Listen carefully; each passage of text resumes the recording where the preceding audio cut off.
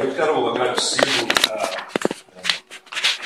expressar assim, meu entusiasmo com o que acabou acontecendo. Eu me irritei muito nos dois primeiros depoimentos, porque se tem uma coisa que me tira do sério da política, onde eu estou há 38 anos, pôr em palavras na minha boca. Isso é uma coisa que me exaspera de uma forma, e eu fico com vontade de esclarecer logo aqui.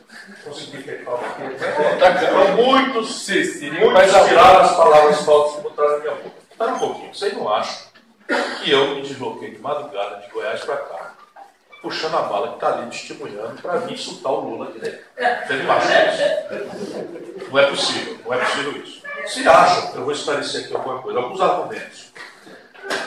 Em 1989, eu era prefeito de Fortaleza.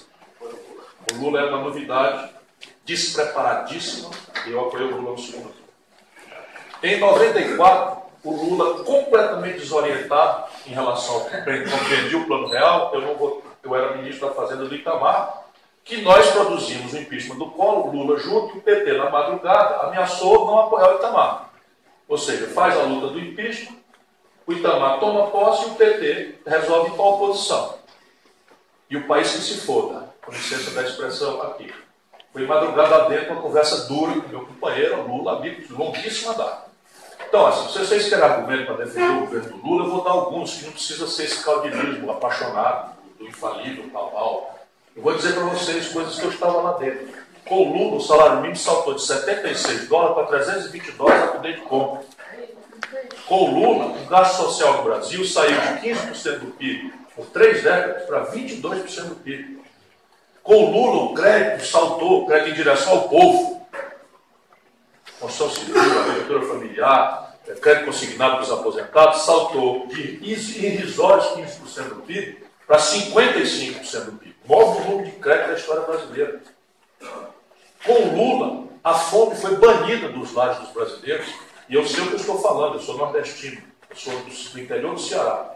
Toda a seca extrema que havia lá, 2 fenômenos aconteciam. Saques nas cidades do interior e uma horda de pessoas humilhadas pedindo esmola nas capitais. Nunca mais apareceu isso em canto nenhum. Portanto, não me confundam. Isso é muita coisa. Agora vamos lá. Com a Dilma, o salário mínimo que era 320 dólares caiu para 212 a poder de compra. Por quê? Porque não era um projeto. Por quê? Porque não se institucionalizou nada. Por quê? Porque o Lula, constrangido pelas pressões que não são pequenas, acredito, eu estava lá, meteu uma regra proibindo o salário mínimo de crescer acima dos ganhos de produtividade e do crescimento do PIB. Isso está em vigor. O crédito despencou com a Dilma de 55% do PIB para 32%. E agora está voltando para os 15%. Por quê? Porque isso tudo foi uma dádiva do nosso guia iluminado.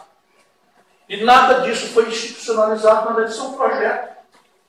Que era difícil. Desculpa, eu tenho 38 anos de vida pública, eu já fui governador, já fui prefeito, já fui ministro, já fui deputado federal mais votado do Brasil. Se alguém aqui nesse ambiente sabe como é difícil, talvez seja eu. Agora nós vamos discutir o passado, não é para revolver as coisas e fazer das vítimas culpado de nada. A Dilma foi vítima de um golpe de Estado motivado por 3 grandes interesses. Num deles, nós nos confundimos. No estamento político, o motivo central do golpe é o fim da Lava Jato. Nós, em prática, estamos juntos com eles. É duro, mas é fato. A Dilma, porque não é do ramo, porque não tem sensibilidade, porque não tem malícia, porque não tem experiência, sei lá por quê, porque é uma intransigência ética maravilhosa, tudo de bom. Não me confundo, eu sou amigo dela há muitos anos. Mas a Dilma nunca aceitou conversar sobre uma imposição de limites à extrapolação do Judiciário, do Ministério Público. A Dilma aceita uma liminar que impede a posse do Lula como ministro. O Lula nem réu era. Manda fazer uma liminar ilegal, afrontar a Constituição comigo, presidente da República, e ver o que eu faço com ela. Porque isso é a Constituição, que é maior do que o Gilmar Mendes. Então, companheiros, não quero, de fato, transformar as vítimas em culpados de nada. Mas se nós queremos conhecer o problema brasileiro, e mais do que isso, propor uma saída para o povo brasileiro, é preciso que a gente não tenha medo da verdade. Nós estamos aqui no ambiente, se a gente não puder conversar aqui, vamos conversar onde? E a clareza é isso. Não estou comparando o Lula com o Fernando Henrique, porque o Fernando Henrique, assim que toma posse, eu rompo com ele. Me convida para escolher o ministério, e eu rompo com ele e vou embora para os Estados Unidos, abandono a vida pública, fui para a universidade estudar e escrever. Com o Lula, eu aceito ter sido candidato, ser ministro dele. Quando a Dilma foi derrubada, eu estava lá com ela. Junto com ela. Agora, francamente, fazer o que foi feito no governo e a gente se vitimizar não é o melhor caminho para a gente entender o que está acontecendo com o país. Porque os adversários, eles existem. E eles são adversários. Alguns deles são inimigos.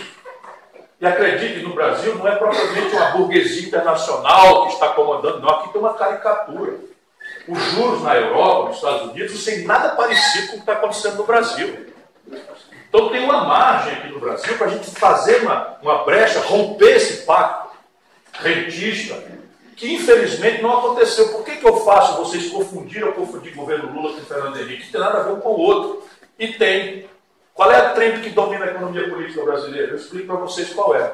Numa madrugada, o Fernando Henrique quebra o Brasil, chama o Armínio Fraga de cima da terra e escreve o seguinte: da agora adiante, a política brasileira vai ser imune à política, a política econômica vai ser imune à política, e nós vamos dar um piloto automático para o mercado.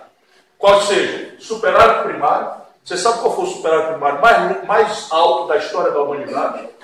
Governo Lula. Pegou a dívida de 78% do PIB e entregou para a Dilma 55% do PIB. Num esforço extraordinariamente austero, sob o ponto de vista fiscal, não há precedente na história da humanidade. O que não é erro, não. Mas vamos ter algumas clarezas. O que está vigindo no Brasil é uma trend criada pelo Fernando Henrique chamada superávit primário, câmbio flutuante e meta de inflação. Isto é o que manda no Brasil. Crescimento econômico, emprego, massa de salários, dinheiro para saúde, para educação, é subproduto, é efeito colateral desta política econômica, que tomou status de ciência boa, porque nós demos a ela o status de ciência boa. Desculpa, Sonia, não sei com qual parte você discorda, não sei que você seja a favor dessa política econômica, eu sou contra. Nós, dos movimentos sociais... Ah, sim, então tem uma parte do que eu falei que você concorda. Então, uma pequena parte você concorda comigo. Pois o que governou o Brasil foi essa política. Superávit primário, câmbio flutuante e meta de inflação. Que é o que está aí. Sabe o que aconteceu no período? Nós transferimos mais de 1 trilhão e 700 bilhões de reais no período Lula e Dilma, da produção e do trabalho para o rentismo. No período Lula-Dilma, o que não é culpa de ninguém, não tem essas histórias de culpa. Estou refletindo para o futuro. Eu sei o meu lugar. Quando eu abrir o debate, lá no ano que vem, eu falei isso aqui, quando abrir o debate no ano que vem, quem ditará a minha posição? O meu partido. Eu não sou do PT, eu sou do PDT. E se o PDT quiser fazer aliança, eu estou dentro. Se quiser vir contra, eu estou contra. Então, não tenha problema nenhum. Mas aqui nós vamos discutir um método. E se a gente não colocar esse dedo na ferida, eu não estou depreciando, caramba, o governador do Ceará é do PT, eleito pelas forças nossas. O antecessor do meu irmão na prefeitura de Sobral é do PT. É uma história longa, longuíssima. Agora isso quer dizer o quê? Que a gente está proibido de pensar? Porque o Ibope está dizendo que o Lula tem 30%, agora eu vou beijar a cruz e vou despolitizadamente aderir de novo. 89, 98, 2002, 2006, 2010, 2014. Todas essas eu estava lá. Só sirvo para isso? Companheiros, a gente vai sair agora para o almoço. Eu queria, antes de terminar aqui, agradecer ao Ciro Gomes,